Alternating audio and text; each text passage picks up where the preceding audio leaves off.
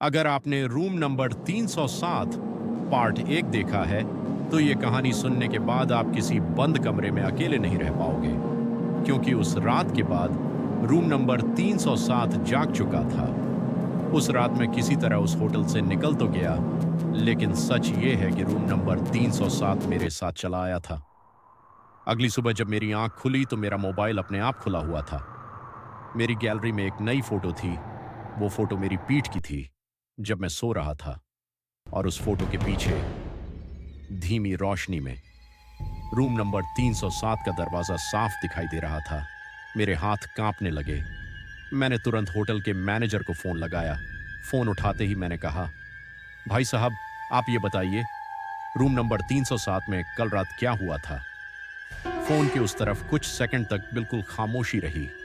फिर कांपती हुई आवाज आई, साहब, आप किस रूम की बात कर रहे हैं? मैं बोला, 307 की। मैनेजर की आवाज और धीमी हो गई, साहब, वो रूम तो पिछले 10 साल से बंद है। मेरा शरीर सुन्न पड़ गया। मैं चिल्लाया, मैं उसी रूम में रुका था, मैं वहीं सोया था।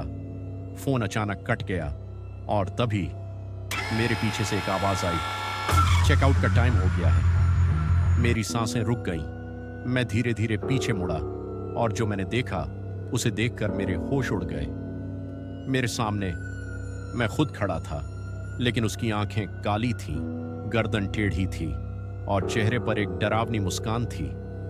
उसने अपनी उंगली उठाई और दरवाजे की तरफ इशारा किया। दरवाजे पर लिखा था, 307। दरवाजा अपने आप खुल गया। अंदर सिर्फ एक लाइन लिखी थी, तुमने चेक इन कर लिया है, अब मेरी बारी है। इसके बाद सब कुछ अंधेरा हो गया। जब मेरी आंख खुली तो मैं अस्पताल में था।